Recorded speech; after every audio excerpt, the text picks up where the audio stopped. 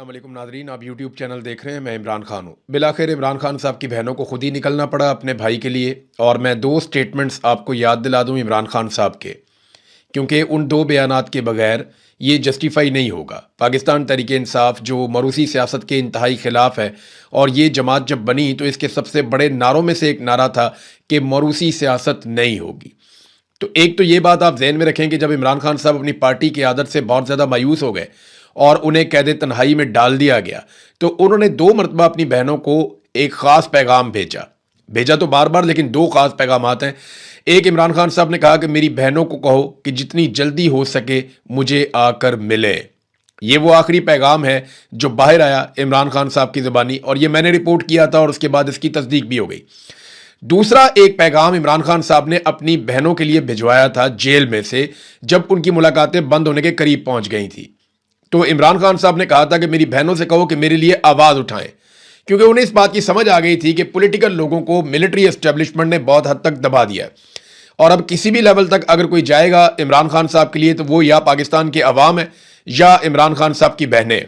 तो उन्होंने दो मरतबा अपनी बहनों को ये पैगाम भेजा, और उनकी बहनें बार बार अडयाला जेल के बाहर आती रहीं। उन्होंने सारी कोशिश की, बार बार पॉलिटिकल पार्टी को बुलाती रहीं।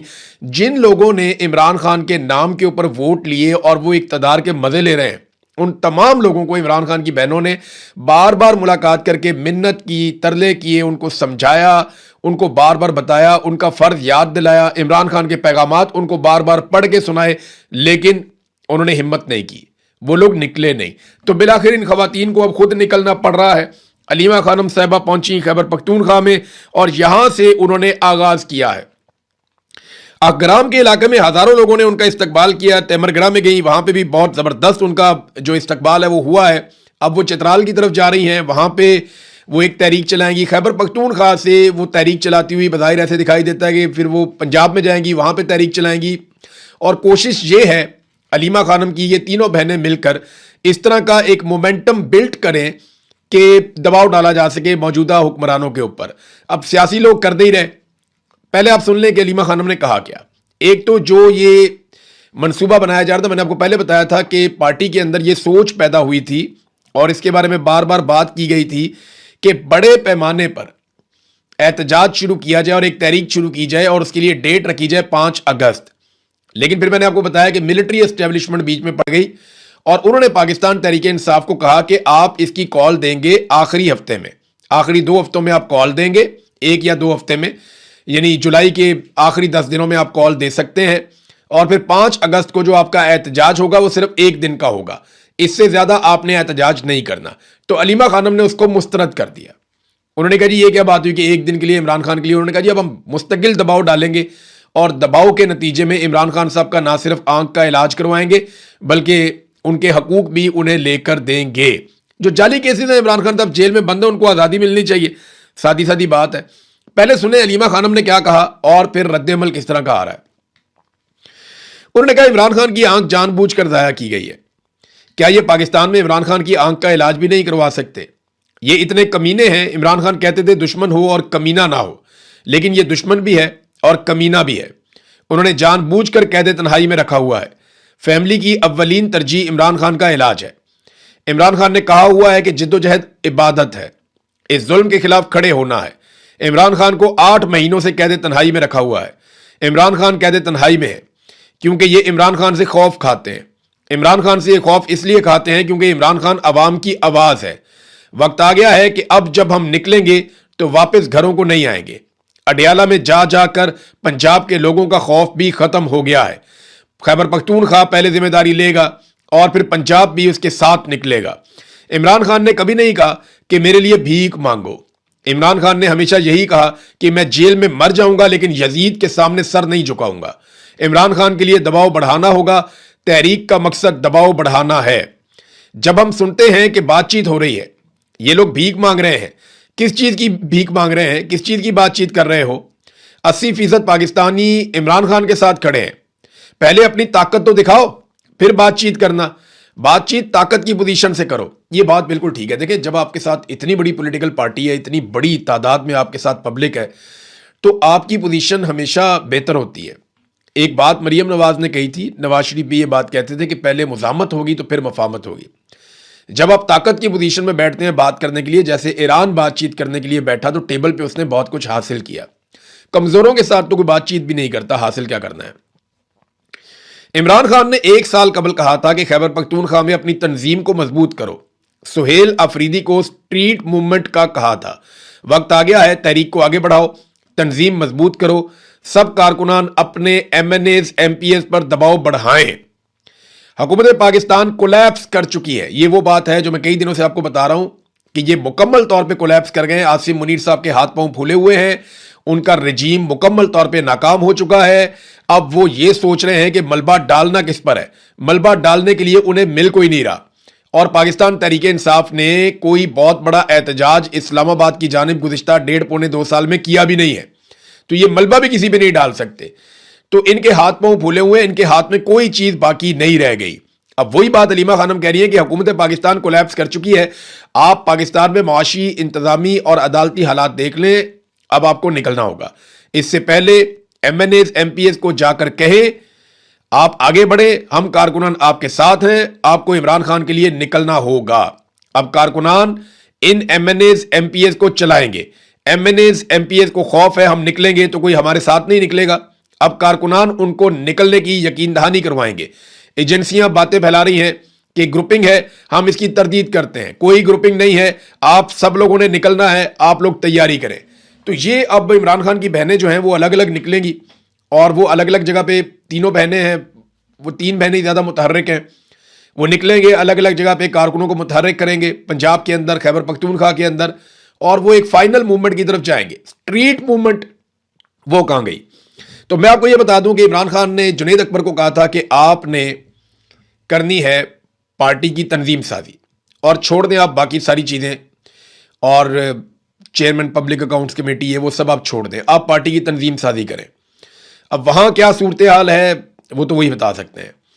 دوسری جانب جو اسٹریٹ موومنٹ ہے وہ میں آپ کو بتا دیتا ہوں، کیونکہ گراؤنڈ پہ ہمارے بہت سارے جرنلسٹ ہیں وہ کہتے ہیں جی بالکل نہیں ہوئی، زیرو.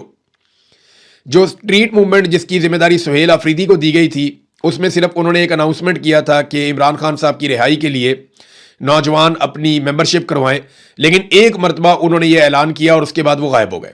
پریکٹیکلی انہوں نے یا ان کے ساتھیوں نے اس کے لیے کوئی کوشش نہیں کی، کوئی کیمپس نہیں لگائے گئے، کوئی ایسی جدوجہد نہیں کی گئی جس کی بنیاد پہ لوگ آتے، نوجوان آتے، وہ آ کر اس تحریک کا، اس کی ممبرشپ لیتے اور اس کے اوپر کوئی حلف نامے ہوتے، کوئی اکٹھے ہوتے. وہ ایک بہت بڑا پروجیکٹ ہو سکتا تھا جس میں 10-20 لاکھ نوجوان اکٹھے ہو جاتے، لیکن انہوں نے اس پہ توجہ نہیں دی.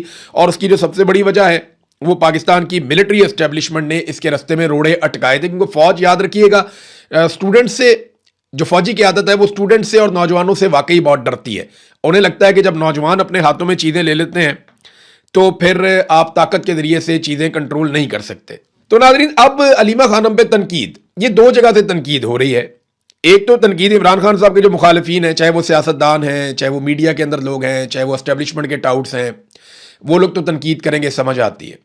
دیکھیں، یہ تو ایک نصرت بھٹو نے بھی ذوالفقار دی بھٹو کے لیے آواز اٹھائی تھی.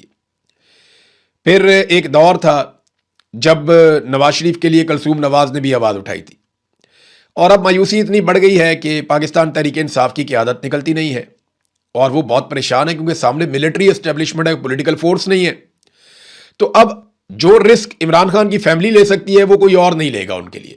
یہ بات سب کو سمجھ آ رہی ہے، اور یہ مطالبہ بار بار کیا جا رہا تھا کہ وہ خود آ کر سامنے سے لیڈ کریں. تو جو عمران خان صاحب کے مخالفین ہیں، جو ان سے بغض رکھتے ہیں، وہ تو اس پہ تنقید کریں گے ہی کریں گے. لیکن دوسرا ایک گروپ ہے جو عمران خان صاحب کی اپنی پارٹی میں، یہ وہ لوگ ہیں جو شرمندہ ہیں، کچھ کر نہیں پائے. کیونکہ یہ خود کچھ کر نہیں پائے تو یہ نہیں چاہتے کہ کوئی اور کچھ کرے. اور تھوڑے سے ایسے بھی ہیں جو دونوں طرف کھیلتے ہیں، یعنی ملٹری اسٹیبلشمنٹ انہیں کہتی ہے کہ آپ یہ ایک سٹیٹمنٹ دے دیں تاکہ تنازع پیدا ہو جائے، تو وہ ایک سٹیٹمنٹ دے دیتے ہیں اور کوئی ایسی بات نہیں ہے. لیکن کیا اس سے یہ تحریک رکے گی؟ دیکھیں، اگر علیمہ خانم کو گرفتار نہ کیا تو جتنا میرا پولیٹیکل ایکسپیرینس ہے، میں آپ کو ایک چیز تو کنفرم بتا دیتا ہوں، اگر علیمہ خانم کو یا عمران خان کی بہنوں کو گرفتار نہ کیا گیا ملٹری اسٹیبلشمنٹ کی جانب سے، تو یہ تحریک بہت بڑی ہو جائے گی، اور آپ آنے والے دنوں میں بہت بڑے بڑے جلسے اور جلوس اور اجتماعات آپ دیکھیں گے. پاکستان تحریک انصاف اپنی پوری طاقت لگا کے اگر مخالفت بھی کرنا چاہتی ہے نا تو وہ کر کے دیکھ لے. یہ گنڈا پور، سہیل آفریدی، جنید اکبر صاحب، اگر یہ سارے مخالف بھی ہو جائیں، اول تو نہیں ہے، لیکن اگر یہ سارے مخالف بھی ہو جائیں نا علیمہ خانم کے اور عمران خان کی بہنوں کے، اس کے باوجود وہ اتنے بڑے بڑے اجتماعات کر دیں گے کہ یہ سر پکڑ کے بیٹھ جائیں گے سارے.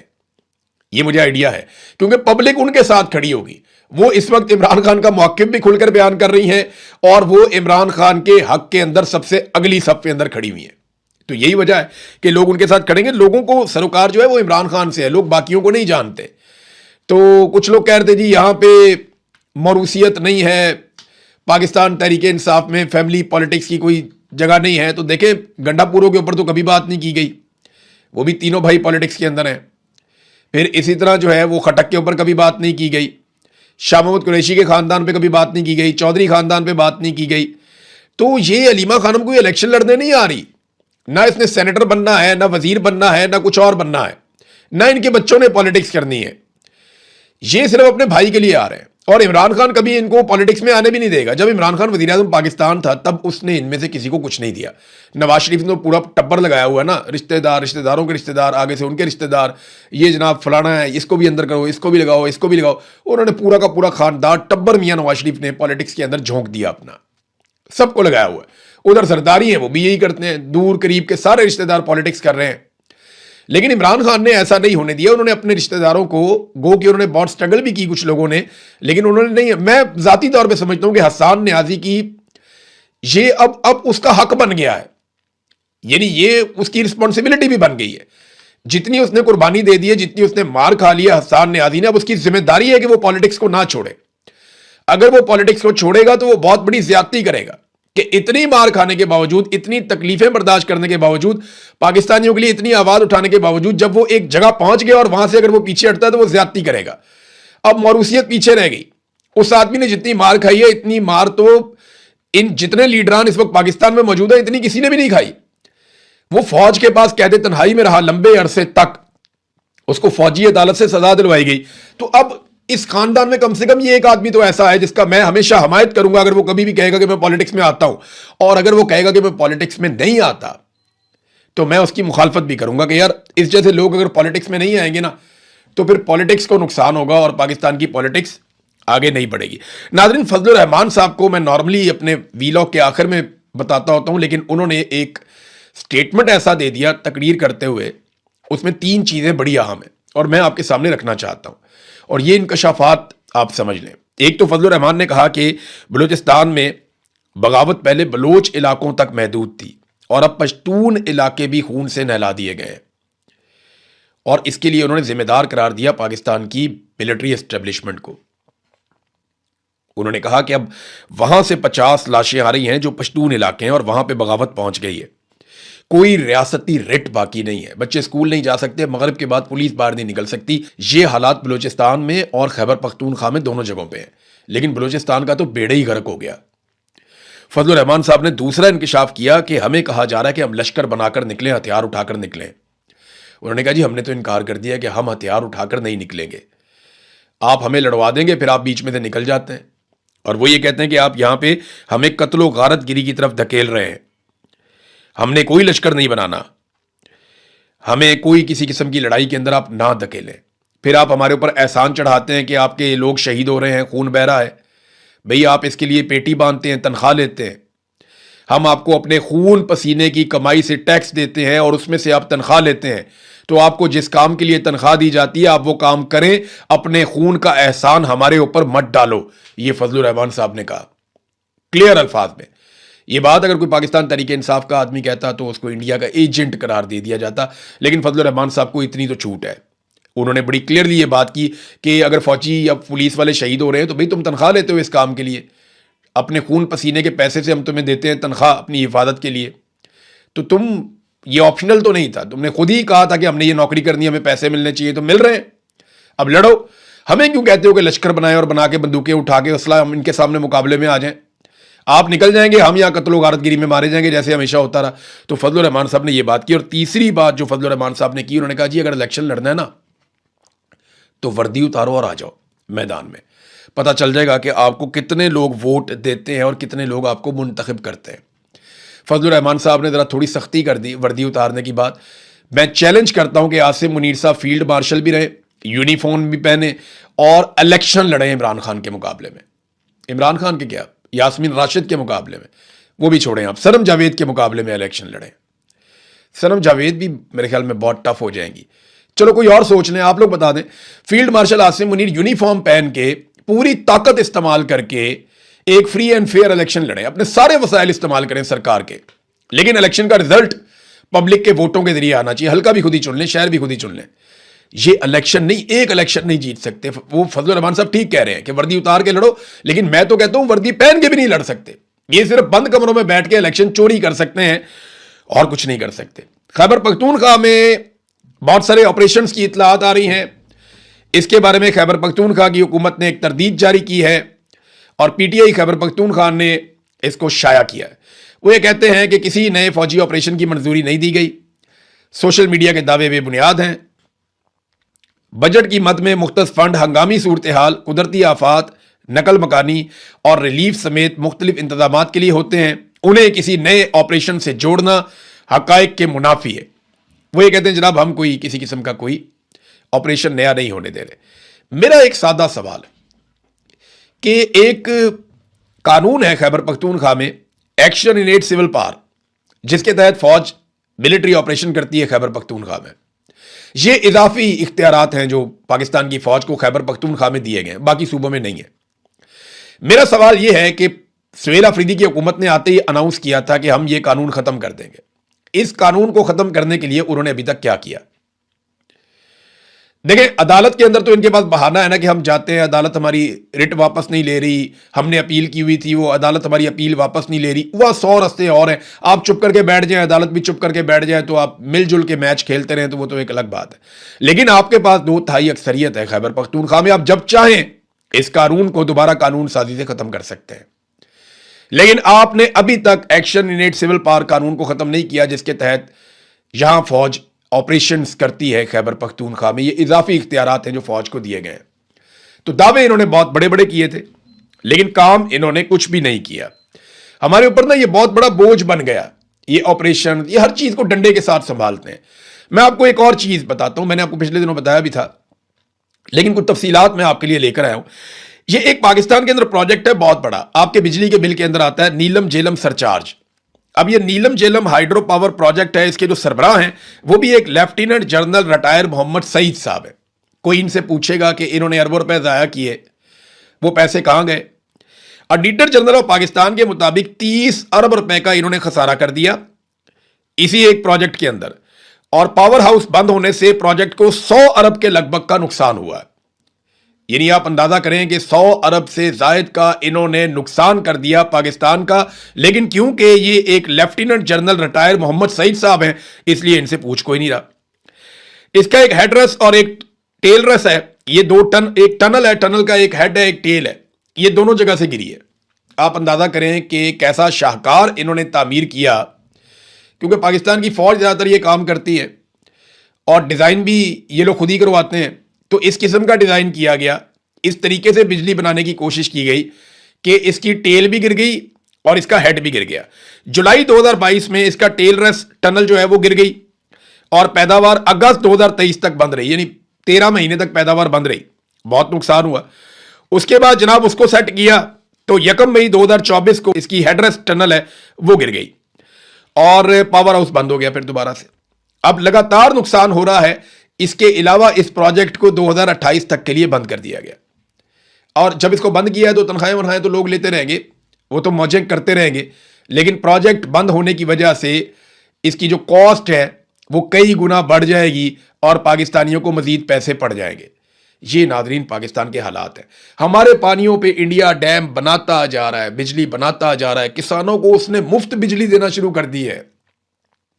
वो कई सूबों के अंदर वो छोटे इस्तेमाल करने वाले लोगों को, सारिफीन को मुफ्त बिजली दे रहा है इंडिया। वो तरक्की करता जा रहा है, आगे बढ़ता जा रहा है हमारे पानी के बलबूते के ऊपर। और हम क्या कर रहे हैं? हम अपने ही पानी से बनने वाले मंसूबे रोक रहे हैं, बंद कर रहे हैं।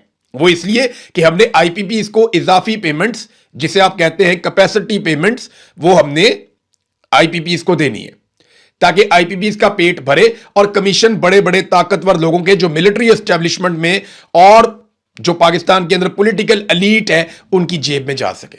वो पैसा बनाने पे धड़ाधड़ लगे हुए हैं। इंडिया अपनी आवाम का सोच रहा है और हमारे लोग किसका सोच रहे हैं? अपना और अपनी नस्लों को और अपनी जेबें भरने का सोच रहे हैं। एक स्टेटमेंट में आपको दिखाता हूं, ये ढीठ कितने हैं लोग, आप ये देखें। یہ سعید مہدی صاحب ہے، نواز شریف صاحب کے بڑے قریبی دوست ہیں، بہت بڑے بیوروکریٹ ہیں. ان کا ایک انٹرویو کیا، اور انٹرویو کیا جناب اعزاز سید صاحب نے. انہوں نے سوال پوچھ لیا کہ جناب آپ کا داماد سکندر سلطان راجہ ان کا داماد ہے، جو چیف الیکشن کمشنر ہے، جس نے پورے پاکستان کا الیکشن چوری کیا، اور آپ کا بیٹا فیڈرل سیکرٹری ہے، آپ کی بیٹی جو ہے وہ بھی ایک بڑی زبردست جگہ کے اوپر بیوروکریٹ ہے. بیٹی کو تو موجیں ہی لگی ہوئی ہیں جو سکندر سلطان راجہ کی بیوی ہے. وہ تفصیلات کسی دن میں آپ کے سامنے رکھوں گا، آپ حیران ہو جائیں گے. تو اس سے پوچھا کہ جناب آپ کا بیٹا، داماد، بیٹی سارے بیوروکریسی میں اتنی اعلیٰ جگہوں پہ لگے ہوئے ہیں، کوئی نصیحت ہی کر دیں. اچھا یہ سارے ہی جو لگے ہوئے ہیں نا، وہ لگے ہی ہوئے ہیں، تباہیاں پھیر دی ہیں. جو سکندر سلطان راجہ نے کر دیا، جو ان کی بیٹی نے کر دیا، بربادیاں پھیر دی انہوں نے. اب وہ مشورہ کیا دے رہا ہے؟ وہ یہ کہہ رہا ہے کہ اپنا کام صحیح طریقے سے ایمانداری سے کریں، سوچ سمجھ کر کریں، اتنی ہمت پیدا کریں کہ آپ غلط کام سے انکار کر سکیں. ہو سکتا ہے کہ اس کا آپ کو نقصان ہو، مگر جب تک ایسا نہیں ہوگا ہماری بیوروکریسی ٹھیک نہیں ہوگی. او فٹے منہ بھائی، یعنی آپ سکندر سلطان راجہ کے آپ سسر ہیں، اور آپ کہہ رہے ہیں اپنا کام ایمانداری سے کریں. کوئی غلط کام کرنے کا کہے تو اس کو انکار کر دیں. یہ آدمی خود چل کر چلا گیا تھا، الیکشن کمیشن کے دفتر سے نکلا تھا رات کے وقت بغیر سیکیورٹی کے، اور جب یہ واپس آیا تو فارم 47 ساتھ لے کر آیا تھا. پھر جو پاکستانیوں کے ساتھ ہوا وہ پورے پاکستان نے دیکھا. تمہارے خاندان نے پورے پاکستان کو نچوڑ کے رکھ دیا. پورے پاکستان کا آج تک کا سب سے بڑی ڈکیتی تمہارے خاندان نے ماری، اور تم یہاں بیٹھ کے بھاشن دے رہے ہو قوم کو. یہی طریقہ کار ہے پاکستان میں. یہ بھاشن دیتے ہیں باہر نکل کے، جناب یہ کرو یہ کرو یہ کرو، دوسروں کو نصیحت کرتے ہیں اور خود اندر سے داؤ لگاتے ہیں. اسی وجہ سے آگے نہیں، ان کی شکلیں پہچانیں. پاکستانیوں کو چاہیے ان کو پہچانیں اور ان کو ان کی اوقات بتائیں. اب تک کے لیے اتنے، اپنا خیال رکھیے گا، اپنے چینل کا بھی. اللہ حافظ.